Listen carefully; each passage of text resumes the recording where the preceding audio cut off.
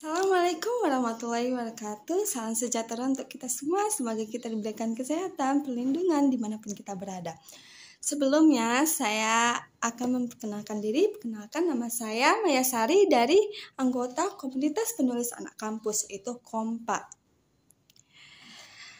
Di sini saya akan membahas mengenai tanda baca yang berpusat pada tanda baca garis miring dan tanda baca tanda seru.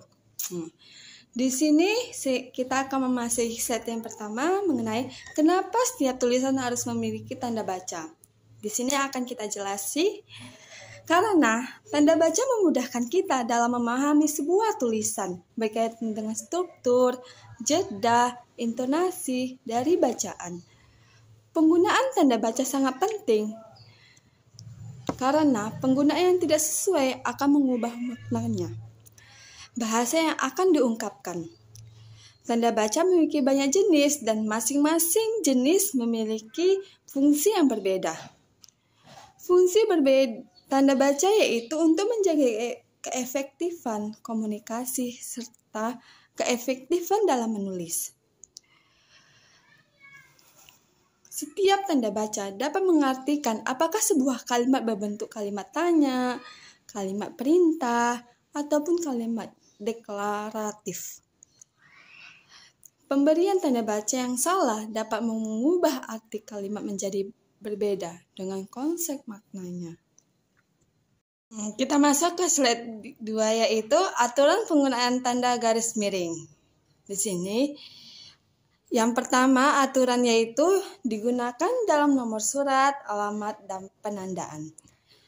Tanda garis miring dipakai dalam nomor surat, nomor pada alamat, dan penandaan masa 1 tahun yang berbagi dalam 2 tahun takwim. Contohnya, nomor 7 garis miring PK garis miring 2 garis miring 2013. Yang B, Jalan Keramat 3 garis miring 10. Yang C, tahun ajaran 2012 garis miring 2013. Dan banyak contoh yang lainnya bisa kita lihat di nomor surat, alamat, dan penandaan yang digunakan dengan tanda garis miring.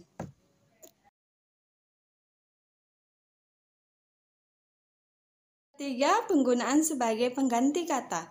Di sini, tanda garis miring dipakai sebagai pengganti kata atau dan serta setiap. Contohnya, mahasiswa garis miring mahasiswi sama dengan mahasiswa dan mahasiswi.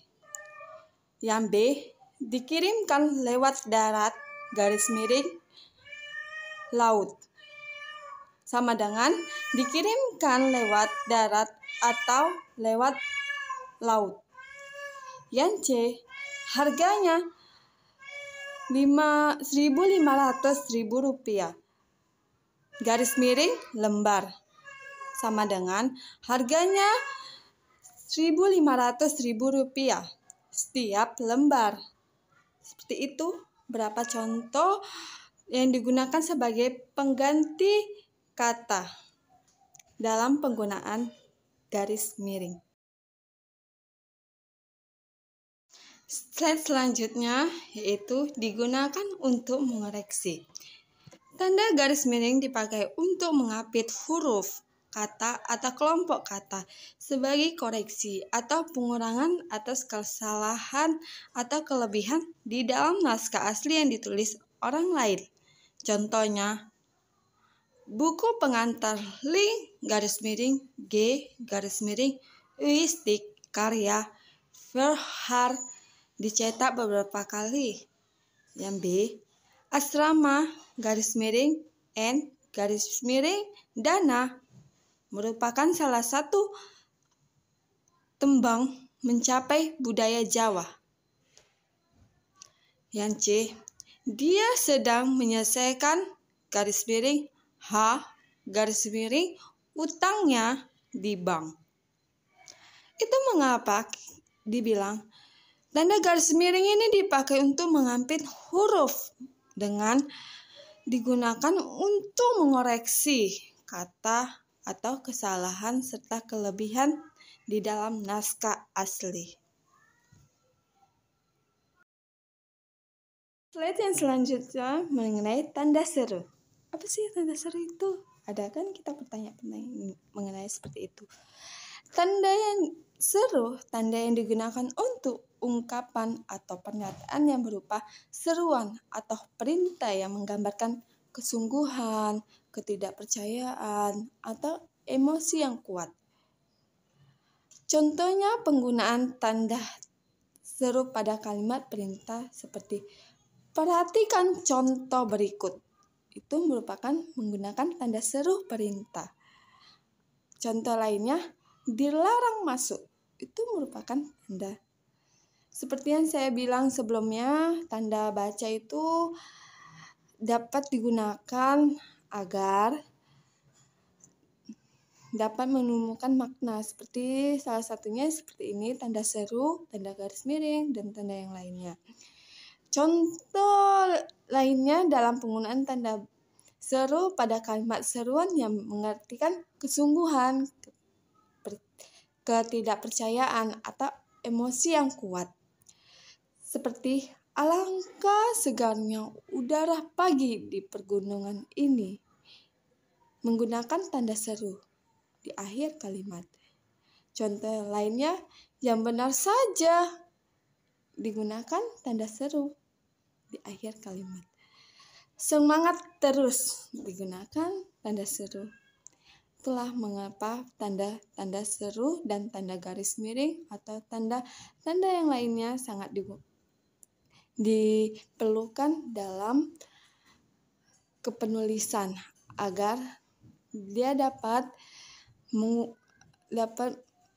mengaplikasikan sebuah makna agar maknanya tidak hilang dan kita dapat tahu dengan mengartikan sebuah tulisan dan komunikasi seperti tanda titik, tanda koma, tanda garis miring, huruf kapital, tanda-tanda yang lain yang digunakan dalam penulisan seperti tanda tanya,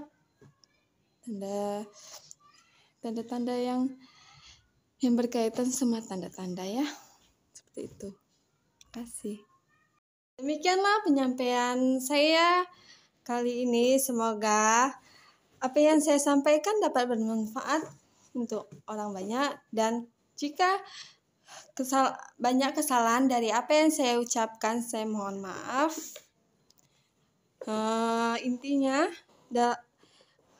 dalam penguasaan tanda baca lebih baik kita membaca dari bukunya langsung ya, seperti ini. Banyak di sini menjelaskan tanda-tanda, ya kan? Semakin banyak kita membaca, semakin banyak ilmu yang kita dapat. Wassalamualaikum warahmatullahi wabarakatuh.